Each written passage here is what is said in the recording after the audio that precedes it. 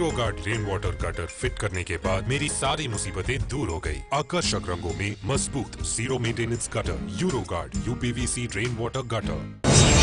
NEWS9 presents Elite Schools Fair 2018. Searching for international schools, residential schools and best schools around? Here's an opportunity to meet the school management and get counselled all under one roof. Please visit us on 24th and 25th November 2018 at Hotel Lalita Shoka, Bengaluru. Entry free. Platinum sponsor New Baldwin International School. Gold sponsors Bangalore International Group of Institutions. Orchid, the International School. This program is co-sponsored by Patanjali herbal power Vita, पूरे परिवार के प्राकृतिक पोषण के लिए।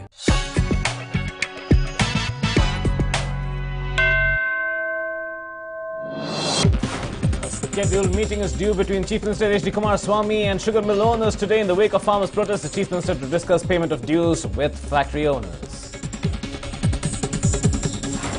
BJP High Command has reportedly stated that Shobha Karandlaje will not be involved in state politics and will be concentrating on the Lok Sabha polls for Udupi Chikmagaluru.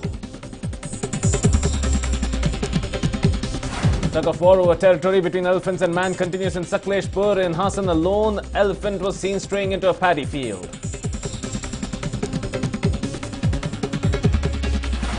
Chief Minister H.D. Kumaraswamy flagged off the new 6-coach metro train between Mysuru Road and Bayapanahalli. The aim is to reduce traffic congestion.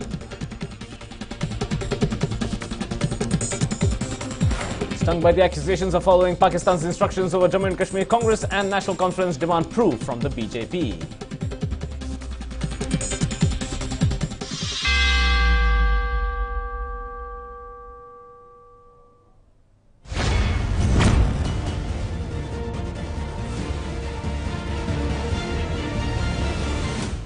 Hello and welcome to News9. I'm Nikhil Vasuki. We have some big news coming in at this juncture. Sugar factory owners meeting ends at the private hotel that was taking place before the meeting that was due to take place at the Chief Minister's home office. That's the latest coming in right now. Murugesh Nirani, S.R. Patil, Anand Nyamagowda and Srimant Patil were in attendance of that meeting. That meeting has come to a conclusion. Murugesh Nirani, S.R. Patil, Anand Nyamagowda and Srimant Patil were the four who own sugar mills and reportedly owe money to sugarcane growers as well.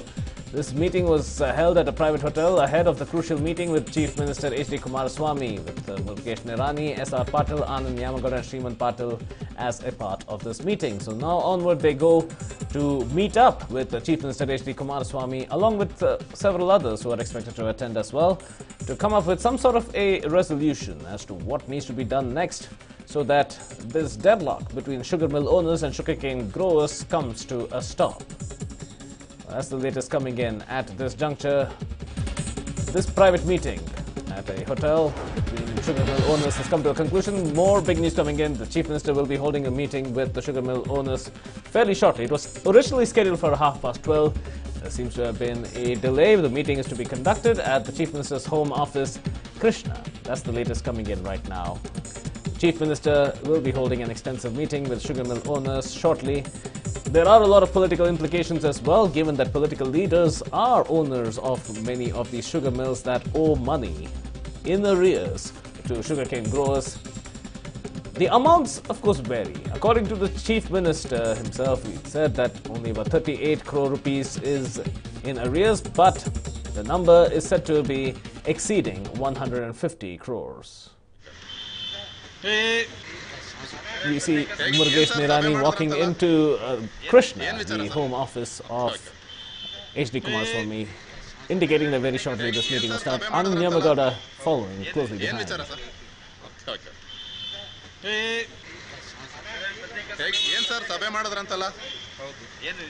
Murugesh Nirani leading the way in this meeting. Many more will be joining soon after. Anand Nyamagowda, Srimant Patil, as well as S.R. Patil, who will be joining him as well. Will this be a meeting that results in something that is considered an equitable resolution? That remains to be seen. But that is also leading to the big question, what could be an equitable resolution in this situation. It certainly will warrant a deeper dive into the books of each and every sugar mill as well, and to see what has been paid notionally, what has been paid in actuals.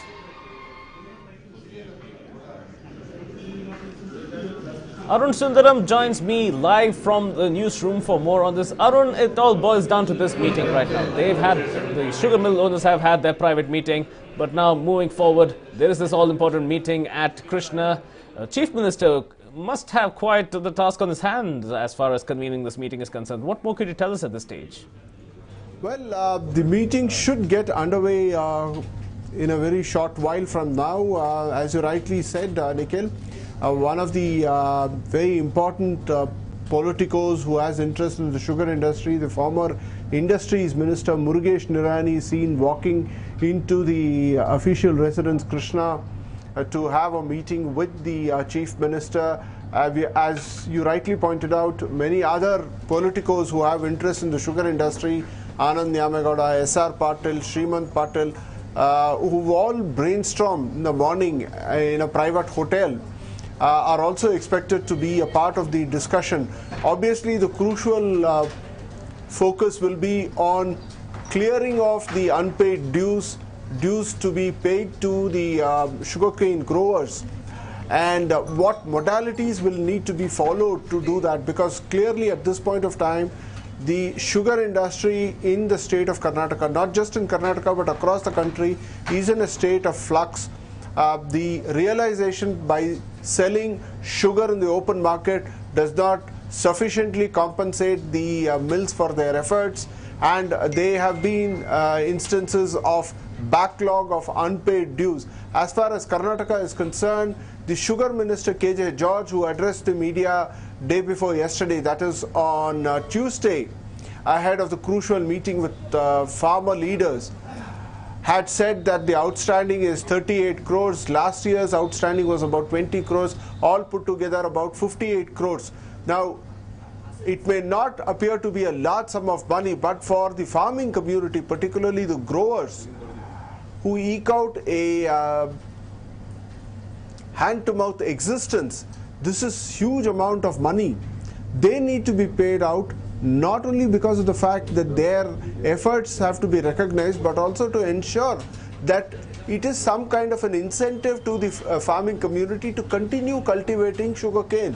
Otherwise, the industry will simply collapse, and all these units, the cane crushing units, will simply shutter down. That is unthinkable, because that will have ripple effects. Your production of sugar in the state will come down, and more importantly, it will lead to a lot of unemployment and have a fallout in terms of probably even impacting the agriculture output, more importantly in the northern part of the state. So from all those points of view, this issue needs to be resolved, and it needs to be resolved in such a manner that the interests of all the stakeholders, particularly the cane growers, is taken into consideration, and they are given the required primacy at this point of time, Nikhil. At this stage, Arun, there are many sub-dialogues, if I may use that word, that have to happen as well. Yes, there is the payment issue that has to be considered as well. But sugarcane being a low yield per acre crop, there appears to be a lot of pressure on sugarcane growers to bring out that yield, perhaps excessive yield, in order to meet demand. So that pressure leads them to allocate so much acreage to sugarcane. Other crops are suffering as a result. Are these the kind of issues that should also be considered when making such discussions? Well, Nikhil, that is more to do with the long-term viability of agriculture itself as an occupation, as an industry. Yes, there is a full-fledged agrarian crisis as far as the state of Karnataka is concerned. You cannot be in a denial mode and say that this is only restricted to the a cash crop like sugarcane. Every crop is witnessing some sort of a crisis or the other. You have a situation, take for instance onions or potatoes. The price is unremunerative, and this is happening not just in one or two crops, it's happening virtually across the entire agriculture cycle. This is a bigger issue, this is a macro issue, this needs a long-term viability, it needs a long-term sustainability. That is an issue in itself. But primacy, as far as North Karnataka is concerned, relates to the sugar industry, because this accounts for a major chunk of the agrarian economy as far as the northern part of the state is concerned. And if you are having a situation where the mills are perhaps either reluctant or unwilling to pay off the cane growers, citing the fact that their realizations are low, then you need to break the deadlock. There are in fact certain grapevine that's doing the round, suggesting that probably the mill owners may ask for some kind of a moratorium. They may ask that the payments be deferred well into 2019-2020, because that year India is expected to witness a shortfall in sugar output, which means sugar prices will go up, and if the prices go up, then there is a buffer or a comfort zone for the sugar mills, in which case they say, or they will claim, that the payments can be made. But the question is the sustainability of the farmers. Are they in a position to sustain for the next 6 to 9 months? Don't they have families?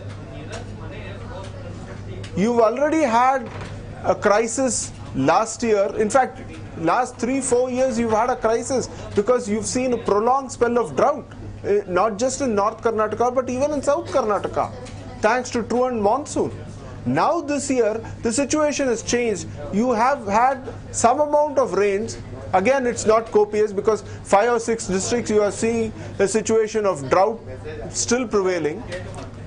But in the interim, when even the rains are abundant, it's incorrect for me to use the word abundant, let's say plentiful, the price have fallen because of a glut, not just in the national market but even in the international market. So what happens is, when it rains, it's pouring misery for the farmer. When there is no rains, the misery only continues. The question is, are we completely isolating the farmer and only focusing on the other elements of this particular chain? The consumer, the sugar mill owner, the middleman, the trader, but the farmer is not in the picture. Perhaps that's a little bit unfair, to say the least, Nikhil. This needs to be resolved, at least as far as ensuring the sustainability of this industry, Nikhil. Thank you, Arun, for bringing us these details. Now, Congress MLA Lakshmi Hebalkar has also reacted on the farmers' protest and the issues surrounding it, and said she has not been invited for the sugar factory owners' meeting and she will abide by the government's decisions and whatever directives come therewith. Lakshmi Hebalkar too started a sugar factory this year onwards, but she is also said to own an amount of debt to the sugarcane growers as well. Let's listen to what she had to say. ನಾನು ರೈತರ ಪರವಾಗಿದ್ದೀನಿ. ರೈತರಿಗೆ ನ್ಯಾಯ ದೊರಕಿಸ್ಕೊಡೋಕೆ sugar ಫ್ಯಾಕ್ಟರಿನ ಹಾಕಿದ್ದೀನಿ. So ರೈತರಿಗೆ ಯಾವತ್ತೂ ಕೂಡ ಅನ್ಯಾಯ ಮಾಡೋದಿಲ್ಲ. ಇಷ್ಟು ಮಾತ್ರ ಹೇಳ್ಬೋದೇ ಹೊರತಾಗಿ ಇದಕ್ಕಿಂತ ಜಾಸ್ತಿ ಹೇಳಕ್ಕೆ ಇಲ್ಲ. ನನಗೆ ಹೊಸ ಫ್ಯಾಕ್ಟರಿ, ಹೀಗಾಗಿ ಮೋಸ್ಟ್ಲಿ ನನ್ನನ್ನು ಕರೆದಿದ್ರೆ ನಾನು ಖಂಡಿತ ಹೋಗ್ತಾ ಇದ್ದೆ. ಅದ್ರಲ್ಲೇನಿದೆ, ನನಗೆ ಇಂಟಿಮೇಷನ್ ಇಲ್ಲ, ನನಗೆ ಕರೆದೇನೂ ಇಲ್ಲ. ಮೋಸ್ಟ್ಲಿ ಹೊಸ ಫ್ಯಾಕ್ಟರಿ ಅಂದಿದ್ದಕ್ಕೆ ನಮ್ಮ ಹೆಸರನ್ನ ಬಿಟ್ಟಿದ್ದಾರೆ. ಸೊ ಕರೆದಿದ್ರೆ ನಾನು ಖಂಡಿತ ಹೋಗ್ತಾ ಇದ್ದೆ. ಸರ್ಕಾರ ತೆಗೆದುಕೊಳ್ಳುವಂತ ಯಾವುದೇ ನಿರ್ಣಯ ಇರಲಿ, ರೈತರ ಪರವಾಗಿ ಮತ್ತು ಕಾರ್ಖಾನೆ ಮಾಲೀಕರದ್ದು ಕೆಲವೊಂದು ಇದಿದೆ, ಬೇಡಿಕೆಗಳಿದಾವೆ. ಯಾಕಂತಂದ್ರೆ ಮಾರ್ಕೆಟ್ ಅಪ್ ಅಂಡ್ ಡೌನ್ ಆಗ್ತಾ ಇರುತ್ತೆ, ಮಾರ್ಕೆಟ್ ಫ್ಲಕ್ಚುಯೇಟ್ ಆಗ್ತಾ ಇರುತ್ತೆ. ಈಗ ಅವ್ರು ಕೇಳುವಂತ ರೇಟು 3100 ಕೇಳ್ತಾರೆ, ಶುಗರ್ ರೇಟ್ 2900 ಇದೆ. ನಾನು ಬಹಳಷ್ಟು ತಿಳ್ಕೊಳ್ಬೇಕಾಗಿದೆ, ನನ್ಗೆ ಅದ್ರ ಬಗ್ಗೆ ಅಷ್ಟು ಗೊತ್ತಿಲ್ಲ. Lakshmi Hebalkar going on to state that perhaps it was because she opened a sugar factory just this year, and given that it's a new sugar factory, she was not invited for this meeting. But NEWS9 did a little study and found out that she did owe some amount of money, at least that's what sources told us, to sugarcane growers. However, that is still disputed as to those numbers as well, but certainly listed among many politicos who do owe an arrear to the sugar mill owners, rather sugarcane growers, I beg your pardon. That meeting among sugar mill owners and the Chief Minister will be taking place very shortly. It's expected to start any time now. Murugesh Nirani and the others have already reached Krishna, where this meeting will take place. Time for a quick break. More news and updates on the other side. Stay tuned. मैदा तथा सस्ते व कम गुण वाले palm oil के स्थान पर आटा एवं हेल्दी राइस ब्रांड ऑयल से निर्मित पतंजलि आटा नूडल्स चटपटा और क्लासिक के साथ दाल तड़का, देसी मसाला, यमी मसाला और ग्रीन चिली टेस्ट में भी उपलब्ध सिर्फ 10 रुपए में।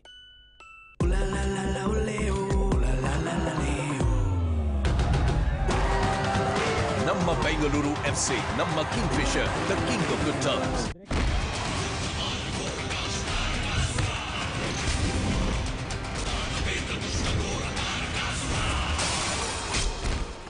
कार्ड सेव कर रखा है ऑनलाइन, ओटीपी डाला और हो गई पेमेंट यहीं से। क्या बात है मामा, कार्ड सेव हो जाए बिना किसी टेंशन, ताकि कम ना हो इंडिया की मेहमान नवाजी का टशन। मास्टर कार्ड, क्योंकि कुछ खुशियां हैं priceless. NEWS9 presents Elite Schools Fair 2018. Searching for international schools, residential schools and best schools around? Here's an opportunity to meet the school management and get counselled all under one roof. Please visit us on 24th and 25th November 2018 at Hotel Lalita Shoka, Bengaluru. Entry free. Platinum sponsor, New Baldwin International School. Gold sponsors, Bangalore International Group of Institutions. Orchid, the International School. Welcome back. Now, it appears that the BJP High Command is applying the brakes on Shobha Karandlaje's plans to enter state politics. The High Command has reportedly instructed Shobha Karandlaje to concentrate solely on the Lok Sabha polls, particularly her constituency of Udupi Chikmagaluru. Shobha Karandlaje began poll preparations in Udupi Chikmagaluru about 2 months ago, has been camping there in the constituency for the last 2 months and strategizing for the Lok Sabha polls, but has also indicated her interest in participating in a bigger way in overall state level politics. This comes as a bit of a surprise given that B.S. Yediyurappa has apparently been given an extension as BJP state president at the very least until the Lok Sabha polls, and Shobha Karandlaje has been considered B.S. Yediyurappa's right hand as far as politics is concerned and political developments are concerned in the stage and in the state. So here, Shobha Karandlaje's involvement solely in Udupi Chikmagaluru, is that being seen as a safe measure as far as BJP is concerned, or is it that there are fresher legs that are to be employed as far as the runaround for the 28 Lok Sabha constituencies which are being fought out in Karnataka is concerned? So that is leading to a lot of questions over here. A lot of involvement of the BJP High Command in state level politics. Shobha Karandlaje is being distanced from there and made to concentrate only on the national level from her constituency's perspective. So earlier reports suggested that Shobha Karandlaje was planning to enter state politics, but the BJP High Command has put a full stop to all speculations in that regard. Shobha Karandlaje has not been included in the list of election in charges as well as conveners for the Lok Sabha 2019 polls. The Bangalore Metro Rail Corporation Limited, or the BMRCL, is all set to operate the third 6-coach train. Chief Minister H.D. Kumaraswamy flagged off the train from Dr. B.R. Ambedkar Vedanta Sauda station. He is with the Deputy Chief Minister Dr. G. Parmeshwara as well as Mayor Gangambike Mallikarjun, flagging of this line, which also goes on the purple line that runs between Mysore Road and Bayapanahalli. The additional coaches, making it a 6-coach metro, make it possible to reduce traffic congestion and also significantly reduce the amount of time it takes from the city centre all the way to Bayapanahalli, which is the gateway to Whitefield, being about 20 to 30 minutes by road from the heart of Whitefield. Relief for commuters all around.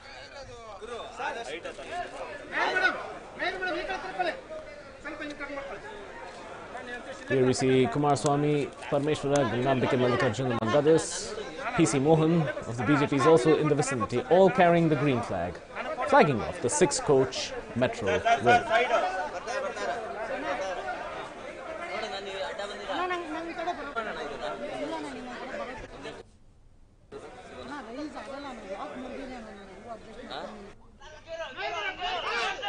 here we see the flagging off of the metro rail. Moving on, two groups of artists started fighting with each other, and it all broke over a trivial issue as there was a competition which was held, and the group which lost out to the winners assaulted the winners, and all the ladies too who were in this competition were not spared. They were slapped as well. This has been reported from Bagalkot. Let's get an understanding as to what's happening here.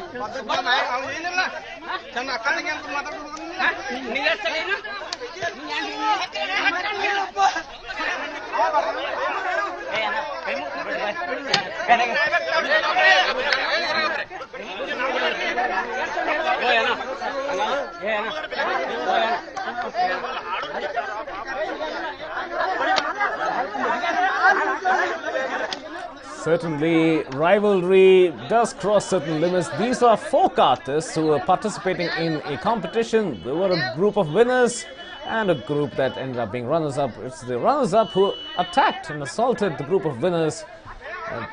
What the issue was is not yet known, but certainly is warranting a bit of scrutiny.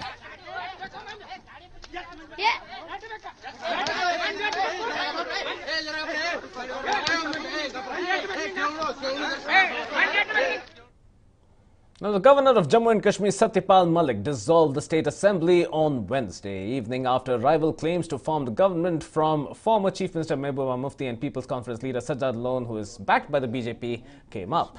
The state has been under governor's rule since June of this year, when the BJP ended its ruling alliance with Mehbooba Mufti. Governor Satyapal Malik spoke on his decision, and this is what he had to say. पहले दिन से ये कह रहा था जब से governor बन के आया हूं कि मैं प्रदेश में कोई अंडरहैंड डिफेक्शन से, डर से, दबाव से या हॉर्स ट्रेडिंग से कोई सरकार बनेगी उसके पक्ष में नहीं हूं। मैं उसके बदले चाहूंगा कि चुनाव हो, चुनी हुई सरकार आए और वो अपने प्रदेश को चलाए। पिछले 15 दिन से मुझे शिकायतें आ रही थी कि हॉर्स ट्रेडिंग भी हो रही है, एमएलएस को डराया भी जा रहा है, धमकाया भी जा रहा है। अब ये कुछ कहें, आप पूछ सकते हैं, महबूबा जी ने खुद मुझसे शिकायत की थी, मेरे एमएलएस को डराया जा रहा है।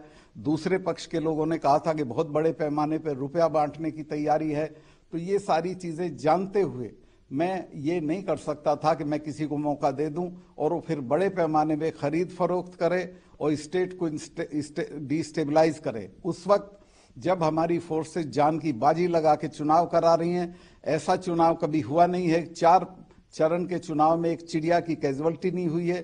बड़े पैमाने पे लोग गांव में आके वोट कर रहे हैं।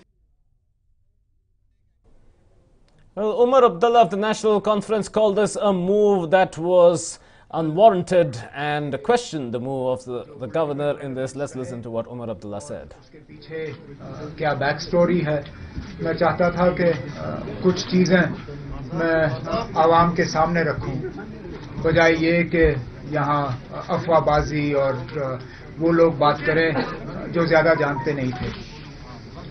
हकीकत ये है कि जब से बीजेपी ने पीडीपी के साथ रिश्ता तोड़ा, हमारी कोशिश रही कि असेंबली डिसॉल्व होके नए इलेक्शंस की जब हालात इजाजत दें तैयारी की जाए। चाहे जब होम मिनिस्टर साहब यहाँ आए, जब दिनेश्वर शर्मा यहाँ आए, इससे पहले गवर्नर वोहरा के साथ और उसके बाद गवर्नर मलिक साहब के साथ, लगातार हम इस चीज पे जोर देते आए कि देखिए ना, अब ये अनसर्टेनिटी जो है ये जम्मू कश्मीर के फायदे की बात नहीं है। और खासकर ये जो कुछ सियासी पार्टियों के ऊपर ये तलवार कुछ लोग लटकाए रखे हुए हैं कि अब आपके इतने हम ले जा रहे हैं, आपके उतने हम ले जा रहे हैं, दूसरी हुकूमत बनेगी और वो तोड़फोड़ की हुकूमत होगी। हमने बार बार कहा है कि जम्मू कश्मीर ने इन चीजों का खमियाजा पहले ही भुगता है। इस चीज के बारे में है वो कोई छुपी बात है नहीं। Now, there has, of course, also been commentary from the BJP. The National Organizing Secretary Ram Madhav said that the PDP, or the People's Democratic Party, and the National Conference boycotted the local body polls last month because they had instructions from across the border. He also went on to say that probably they had fresh instructions from across the border to come together and form the government. Let's listen to what he said. What the governor of Jammu and Kashmir did was what the only option left for him in the given circumstances in Jammu and Kashmir. We have always maintained that Jammu and Kashmir needed a little longer term governor's rule, president's rule there. But the other three parties were in a hurry to form a kind of a non-stable coalition, and a lot of internal fight was going on. Lot of their own MLAs came out opposing the coalition. In such circumstances, governor, I think, was left with no other option but to dissolve the house. As far as we are concerned, we have maintained that we needed governor's rule in the state for some more time, and I think that is what is going to happen now. That was the BJP National Organizing Secretary Ram Madhav speaking in favor of the governor and his decision as well. But there was still that approach that the BJP has taken in this regard, calling the PDP and National Conference coming together with the Congress as an instruction from across the border. Let's listen to what he said there. It was those parties which wanted to form an unethical alliance. And I must tell something very interesting here. It is these very same parties, PDP and NC, which have boycotted the local bodies elections last month because they had instructions from across the border. Now, they probably had fresh instructions from across the border to come together, form the government. Certainly strong insinuations there from Ram Madhav of the BJP. We'll be continuously tracking the story through the day as well. We wrap this edition of the Bulletin. Up next is a News9 special. Stay tuned. News9 presents Elite Schools Fair 2018. Searching for international schools, residential schools and best schools around? Here's an opportunity to meet the school management and get counselled all under one roof. Please visit us on 24th and 25th November 2018 at Hotel Lalita Shoka, Bengaluru. Entry free. Platinum sponsor, New Bold